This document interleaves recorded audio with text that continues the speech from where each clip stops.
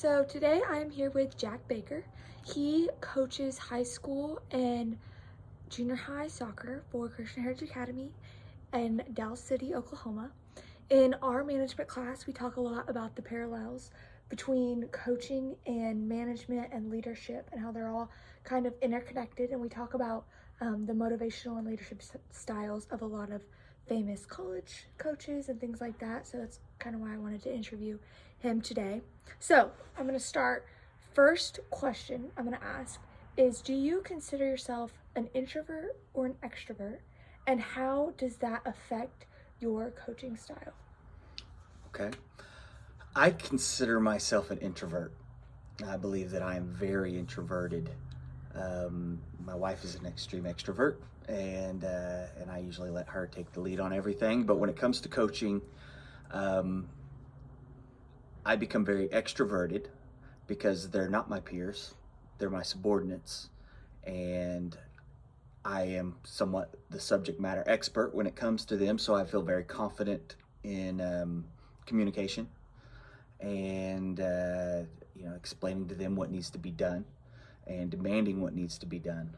And it has become a lot easier for me as I've grown more confident and successful.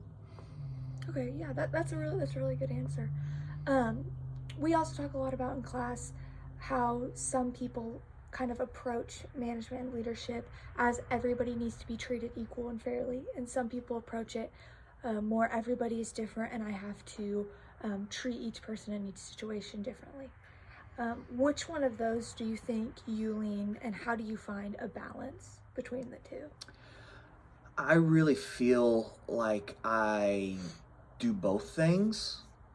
I treat the team as a whole equally.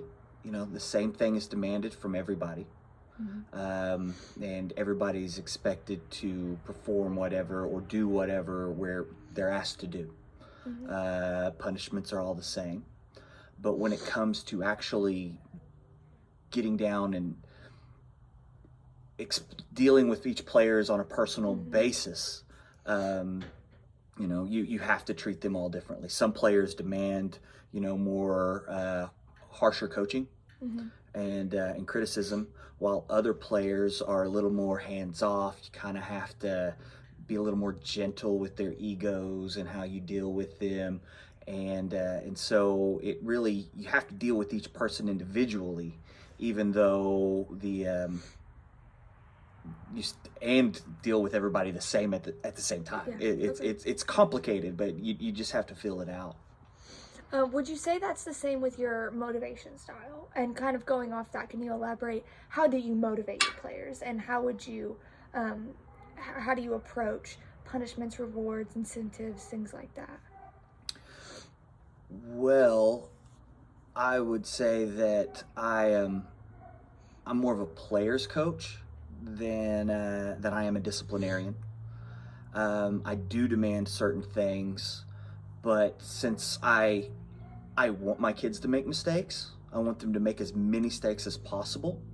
That way we have something to build on. Okay. Because if they're not making mistakes, then they're not trying.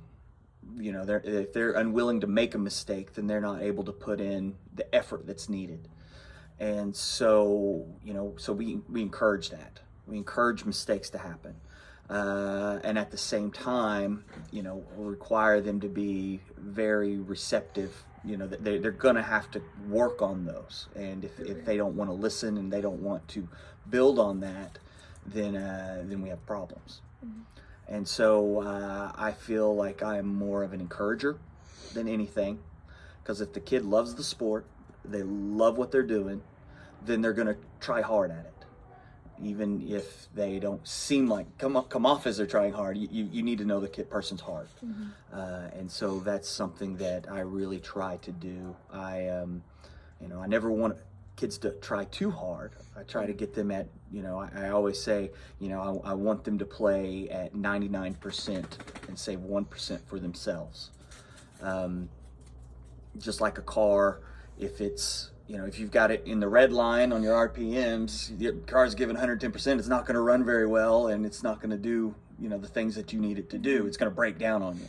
But at the Okay. same time, if you're barely going, then you're not, getting what you need to. So you need to go about 99%, and mentally it keeps things calm, keeps things smooth, so they don't become frantic and stuff. And so I try to stay calm. I try to build character, and I guess that answered your question. Yeah, no, that's a good answer. That's a good answer.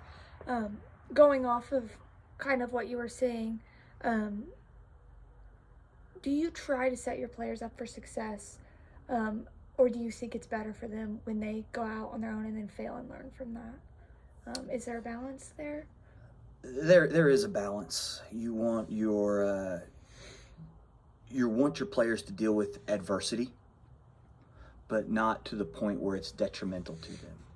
And coaching soccer is something whereas, if I have a keeper in there and he's given up, 5 goals, then, at what point do I pull them? Because I don't want them giving up anymore and getting down on themselves. Yeah. But if I pull them so that doesn't happen, now all of a sudden they're down on themselves because they just got pulled out of the game. Mm-hmm. So you've got to balance things out, and you want them to deal with adversity, but you also have to be aware of when to intervene so it's not detrimental to them mentally. And so I try to set up players for success. I try to develop players. If we're playing a team that's not as good, I will play my bad players more, get them a lot more minutes and as much as possible, to help build their confidence and experience, versus putting them out against a good team and then letting them get just ran all over. And again, there's a balance with that as well. So we talk a lot about self-efficacy versus self-esteem in our class. Basically, self-esteem is kind of how you feel and how you have your own value about yourself, but self-efficacy is the belief in oneself to be able to do a specific task. So I think that I would think that comes into play a lot during sports. Is that kind of what you're talking about here, that self-efficacy, them believing in themselves to be able to complete the play or complete the mission that they're setting out to accomplish? Yes.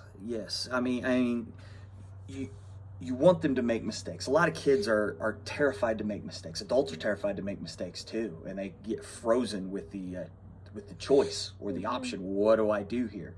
And so you need to deal with when they do make mistakes. Then you've got to build on that, and you've got to let them know that that's okay.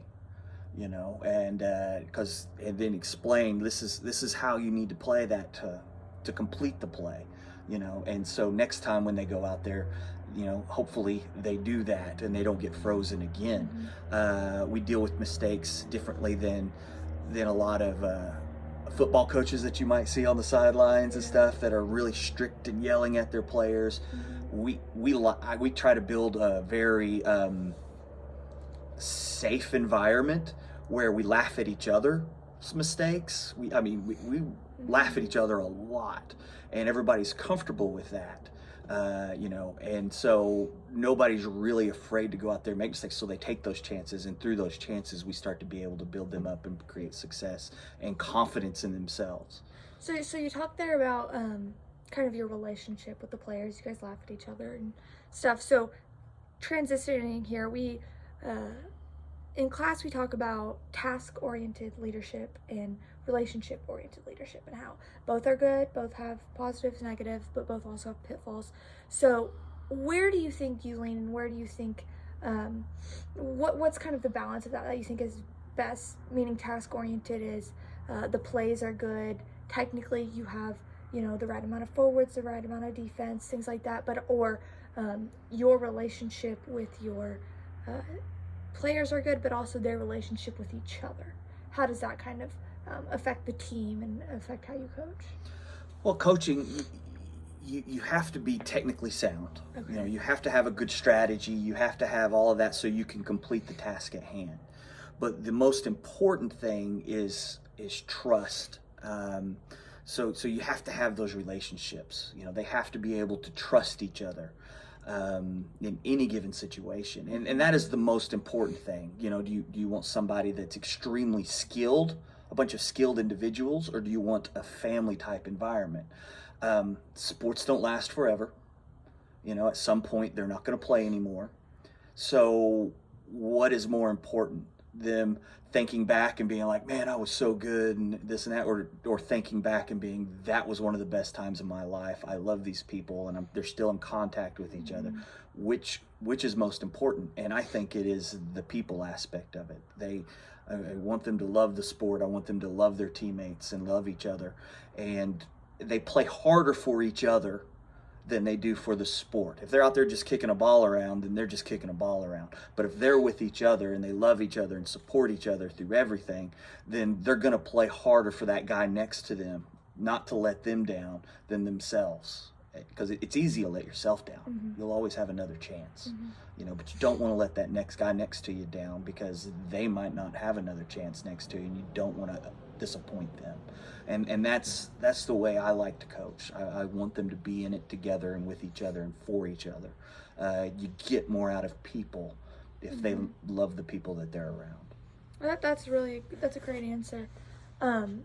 How do you think the team's leadership plays into that? Do you have captains? How does that work? And how do you train up those leaders to create that kind of environment? That's one of the most important things about a team, because I've had teams where there is no upperclassmen leadership. You know, we dealt with that this last year.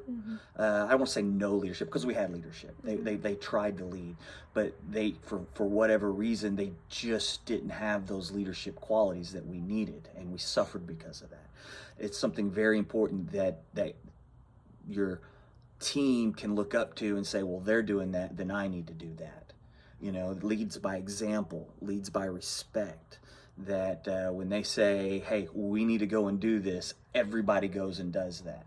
That has to be part of the team. As a coach, you can't be that, okay? If you are that, then when they're out on the field and away from you, you know, you don't have any control or any influence over that. It has to come from those players on the field. Leadership is earned, and so you may like somebody more. You know, like, I want this guy to be a leader because they're organized, they're intelligent, they have that. But if the team doesn't think of them as a leader, then you can't have them as the leader. So it has to be, leadership has to be team driven, voted on by their peers, or they don't even have to vote. You can just see it. And when you see that, then you have to respect the decision of the team and go with that, however that may look. That's a great answer. I think our time is up here, but thank you so much for meeting me today, everybody. That's Jack Baker.